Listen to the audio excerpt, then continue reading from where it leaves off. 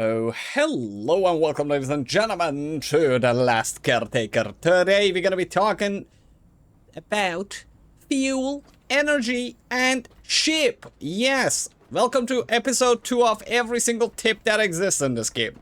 So first comes first, because this is the hottest topic about like the fueling and energy in general. Oil or diesel, which one is better? Depends. There are 3 ways that you can actually do it. 2 of them are common. 1 of them will be granted to you because you are beautiful followers and subscribers of this channel. Kiss, kiss. So number 1 is the good old diesel. You just go to the refueling station. You have a setup for, let's say, production in the refinery that exists on top of here. I have an old video, like how to get infinite fuel in this game. You get from Blackway station, and you go there, you set up a distiller tower, and with the distillation tower, you turn oil into diesel and petrol and put tanks on your ship and carry it around. I prefer this one, because this is the lazy version. Why? Because it does not consume any kind of electricity. Electricity is all I think about when I play this game, okay? Because I don't have that much playtime, I value not repairing these and getting the energy that they're producing to everything that I need over anything else. Because oil is expensive to produce on your ship. Kinda is. But yeah, so I have these. I have set up them in a way that whenever like I'm running out of fuel cities, if I move, I know without using the HUD on my ship, I can see that, okay, I have only like 3, 4, 5, 6, 7, 8 gallons left. So maybe it's time to go refueling when I have like 2 only left, and so on and so forth. This is the easy way. You set up Blackway, you put things in your diesel. Second is oil. In general, oil refinery on your ship and having these little fellas on your ship for the production is more efficient than having diesel. It takes like something between like 20-25%. You produce more. You produce like 25% more diesel by turning oil directly into diesel on your ship using power, because just of the shape because of the shape and size of these tanks, you can actually fit much more, many a lot of those on your ship and produce a distillation like on all your ship. But because the distillation tower in question, which you can see clearly here, needs like 60 megawatts. Yeah, it needs 60 kilowatts actually, not megawatts. That's a many. So you need basically like either 6 typhoons working at 100% efficiency, or 11 typhoons just installed like randomly on your ship, or something between like 15 to 16 Lumimaxes just for feeding this monstrosity of let's say, production tower. And it also produces plastic that you will have to get rid of eventually, because you will produce a lot of plastic, which you already probably have a lot more on your ship than you need. But in general, yes, oil is better, but there is another way. What is the another way? Welcome to the Exploit Game Break System channel now. So do you see this thing? This thing increases your production speed by 50%, but it decreases electricity consumption, fuel consumption, gas and water consumption on everything that you make by 60%. You can produce these on your ship, remember? So each of these contains 200 liters of, let's say, diesel. And because of this thing, instead of 200, it only and only takes 80 diesel to produce 1 canister of 200 liter diesel. So yeah, if you only have like 80 diesel on your ship, you can produce an infinite number of diesel on your ship just using this little thing. And the items that this thing actually uses for producing the same amount of diesel is abysmal. So yeah, you can have an infinite loop of just making diesel on your ship, so you don't need it. I don't personally do it. The only reason is I don't want to deal with it. And because whenever I'm playing, I'm recording, this thing makes a lot of noise, so I don't want the noise of the machine to be present in, let's say, my gameplay videos, so that's why I don't do it anymore. I am fine with this, but if I ever don't want to go back anywhere, I'll do that. Second comes to energy in general, like which one, Typhoon or solar panels? There's only one difference between these two. I'll talk about individuals as well.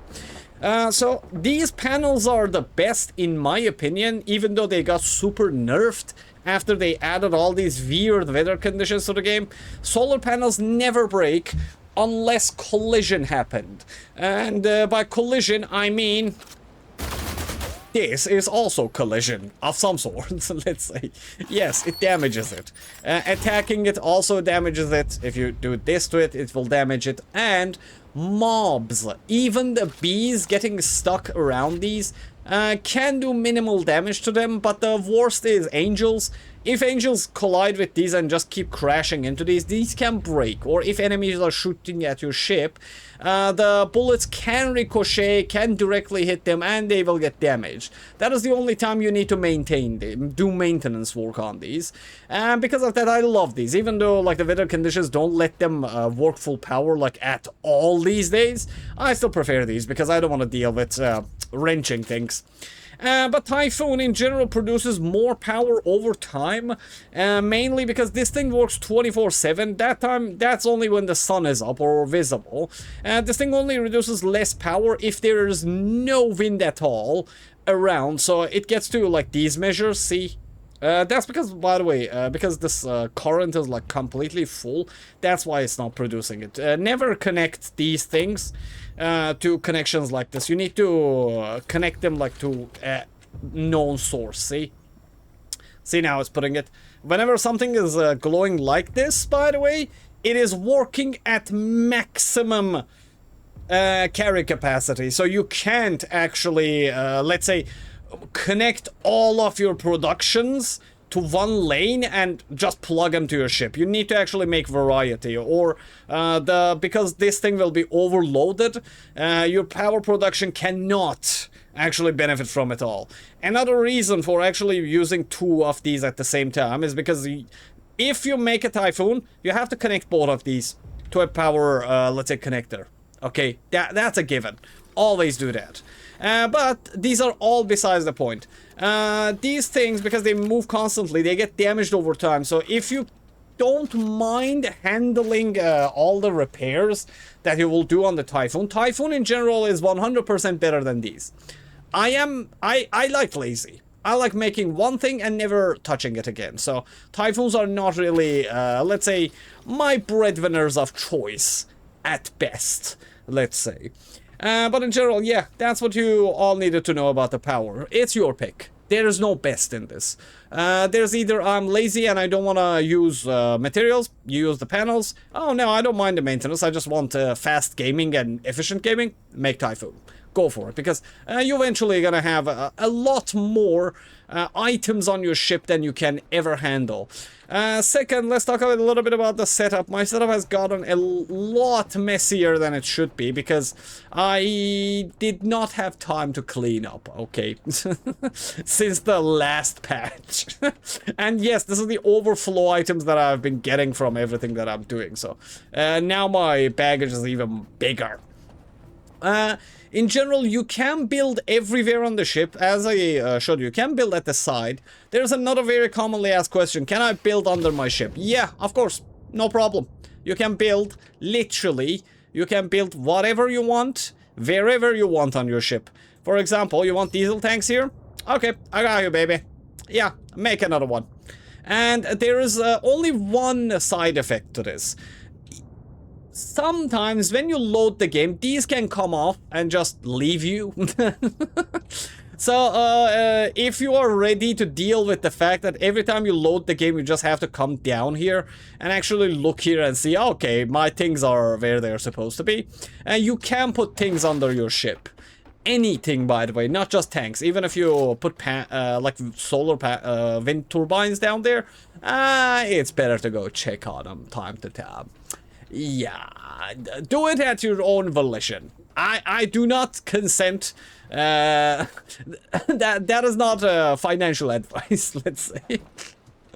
The other one is, let's go about like the whole setup and the things that you have on the ship. This garbage collector has like two functions. Number one, it brings you garbage like, just garbage, like whatever you want. Like, you move, things get stuck on this magnet mechanism that's under this thing, and when you pull it up, you actually get a little bit of material plus like a little bit of biological material. And yeah, sometimes you can get like these dead robots and so on as well, which you can scan for your quest, by the way. But that is not the thing. This thing you don't need to actually move. Even if you are standing still, this thing will still gather material for you. So moving the ship only speeds this thing up. So always and always, especially if you're in the early game, always, as soon as this is like around 12 kilograms, 13 kilograms, just come bring it up, take the stuff out of it, put it in the scrapper, and get on with your life.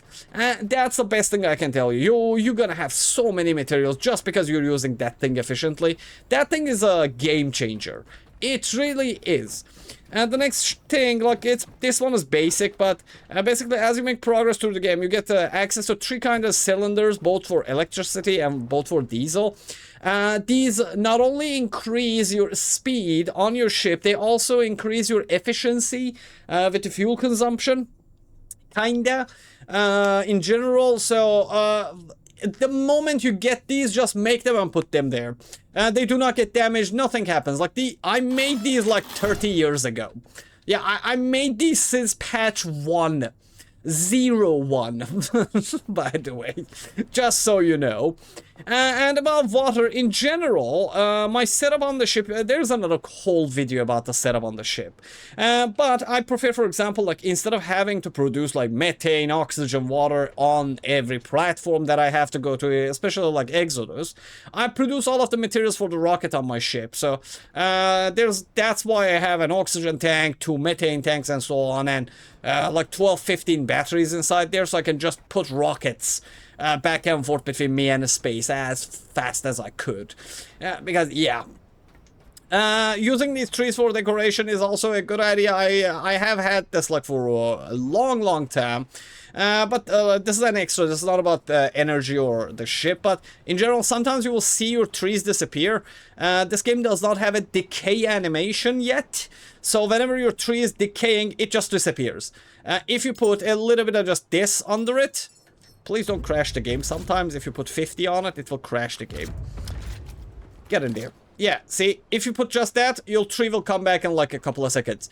If you stand on top of the tree, it can like bump you a little bit high. That's there you go. That's an extra tip there.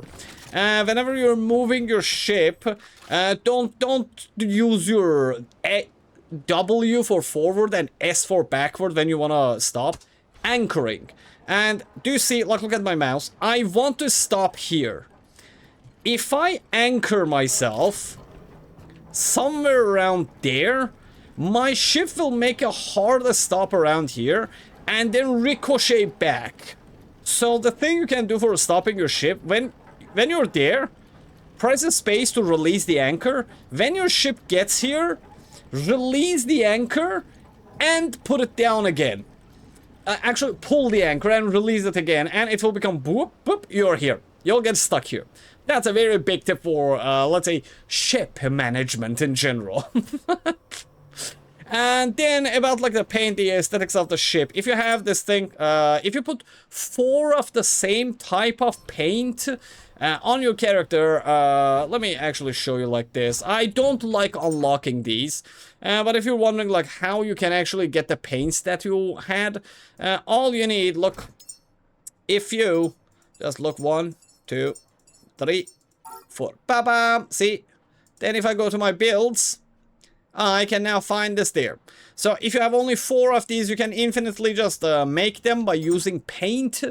Yeah, and oh god, it really looks bad. I don't like these. Yeah, get off. Ow, ow, ow, ow. Okay, I will have to reset this save now. For safety reasons, let's say. That's in general what you need to know about the energy and power in general, and about the ship. before there was a lot of bugs about the ship, but to be honest, like right now the ship is fully functional, almost fully functional. But one thing about ship traveling in general is try to save as many times as possible as you could, because there's a certain bug right now. That's the only bug that exists that correlates with the ship itself, actually.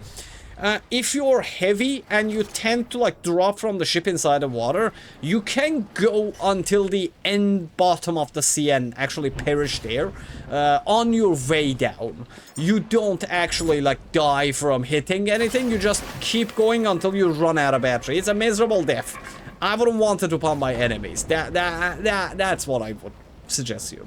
I did not talk about the ship setup because that's a completely different video. I have like 2 videos at least for that topic alone. So watch those actually, instead of like looking around and trying to find out, oh, what I did. You can make your ship very orderly. This is nowhere nearly the most efficient. And let me tell you one thing about like the placement now that I remember it.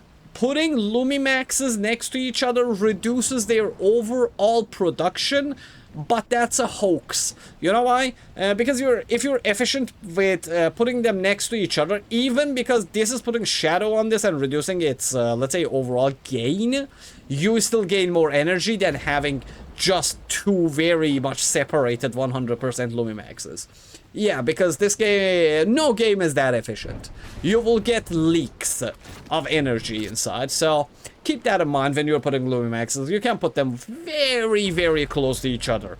And I mean very close to each other.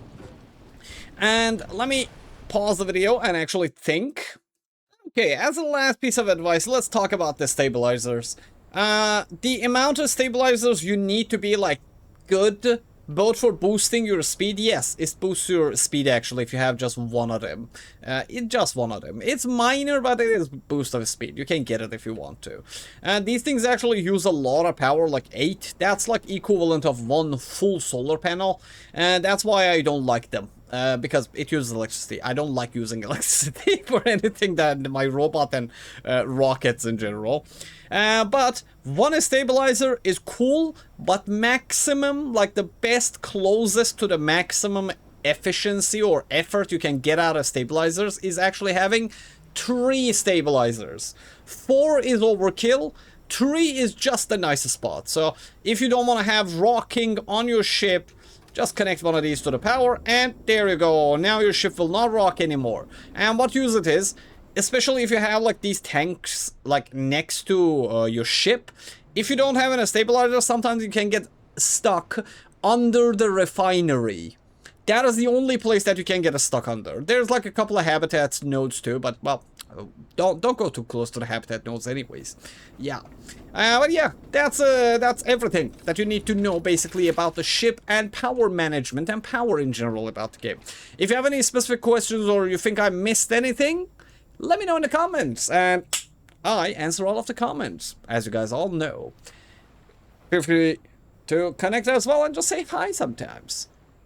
As always, thanks for the likes, supports, hypes, memberships, supports, and everything. I can't wait for the patch, man. I just want the next patch. Please, give us the next patch. Please. Come on. Come on, man. Please. If it's nighttime, I hope you sleep like babies. And if it's daytime, I hope we get the patch very soon, because I'm starting to get antsy.